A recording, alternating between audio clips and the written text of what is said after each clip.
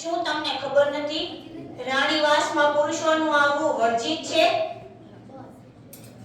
આ કક્ષ મહારાણી ગાંધારીનો છે, દુર્યોધનનો નહીં.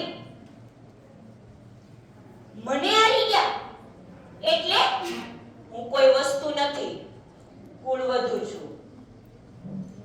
તમને તમારા પ્રાણોની જરાક પણ ચિંતા હોય તો આ ક્ષણે ચાલ્યા જાઓ અને પેલા દુષ્ટ દુર્યોધનને જઈને કહેજો કે આ વિચાર પણ એના મનમાંથી કાઢી નાખે. હું એના કહેવાથી, પાંચાલી એના કહેવાથી સભામાં ચાલી જશે. એક ક્ષત્રિયાણીને દાસી સમજવાની ત્રુટિ કરી છે તો એનું પરિણામ બહુ ભયંકર આવશે. એને એનું બહુ મોટું મૂલ્ય ચૂકવવું પડશે. મારા પર હાથ જીત લગાવનારે રાજસભાને કહી દો, આ પાંચાલી કોઈની દાસી નથી. સાવધાન, હવે તું મને બળપૂર્વક સભામાં લઈ જઈશ. દુષ્ટ, હું તારી ભાભી છું. સંબંધોને લજ્જિત કરનારો તું અને પેલો દુષ્ટ દુર્યોધન પાપા અગ્નિમાં પડી જશો. મારી સમીપ પણ ના આવતો. મને હાથ પણ લગાવ્યો છે તો માર્યો જઈશ. લિયા!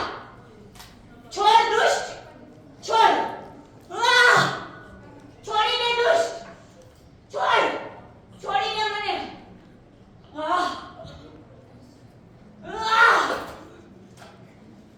જે ધૂતની હારમાં તું આ અધર્મ કરી રહ્યો છે ને દુષ્ટ, તે ધૂતની વાસ્તવિક જગ્યા હું તને બતાવું છું. અહીંયા કોઈ પણ આ દુષ્ટને રોકી કેમ નથી રહ્યું? આ પાપીના કૃત્યને બધા મૌન થઈને કેમ સાંભળો છો?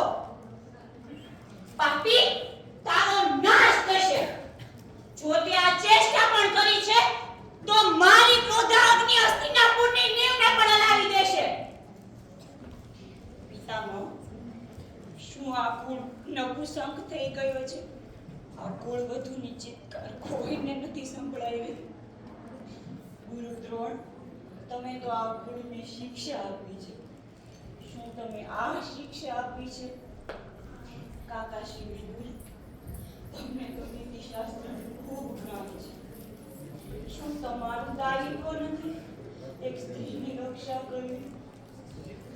તાતશ્રી, શું તમે મારું કરુણ ગદ્ય સાંભળી શકો છો કે તમે પણ તમારા પાપી પુત્રના મોહમાં આવીને રાજધર્મ ભૂલી ગયા છો?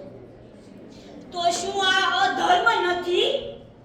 જ્યાં છલપૂર્વક પાંડવોને હરાવીને તેનું બધું છીનવી લે છે, તો આ ધર્મ નથી? મારા પર કોઈનો અધિકાર નથી. હું પાંડવોની પત્ની છું, પણ પત્ની અર્ધાંગિની હોય છે, કોઈનો અધિકાર નહીં. હું પાંડવોની પત્ની છું, પણ એ પહેલા હું પાંચાલ નરેશની પુત્રી પાંચાલી છું. હું દ્રુપદ રાજાની પુત્રી દ્રૌપદી છું.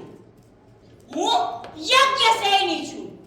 અને દુષ્ટ દુર્યોધન, મને ખબર છે તું કઈ વાતનો પ્રતિશોધ લઈ રહ્યો છે. તે દિવસે મેં તને કીધું હતું ને કે આંધળાના પુત્ર આંધળા, નેત્રહીન ધૃતરાષ્ટ્રના પુત્ર દ્રષ્ટિહીન દુર્યોધન. પણ મારા સખા કૃષ્ણના સમજાવવાથી મેં તે વાતની માફી માંગી હતી. પણ આજે આ હસ્તિનાપુર મારા અપમાનનું મુખ દર્શક છે ને, સાંભળી લો બધાય. ના તો મેં સ્વયંને દાવ પર લગાવ્યો છે, ના તો એની કોઈને સ્વીકૃતિ આપી છે. આજે હું મારા સ્વાભિમાન માટે આ સભાનો ત્યાગ કરું છું. અને દુષ્ટ દુર્યોધન, જતા પહેલા હું ફરી પાછું કહીશ કે આંધળાના પુત્ર આંધળા જ હોય છે, અને સાથે સાથે આ સભા પણ આંધળી થઈ ગઈ છે. અહીંયા એક પણ પુરુષ એવો નથી જે આ સ્ત્રીની રક્ષા કરી શકે. ઠીક છે, હવે મારી રક્ષા કરશે મારા સખા કૃષ્ણ.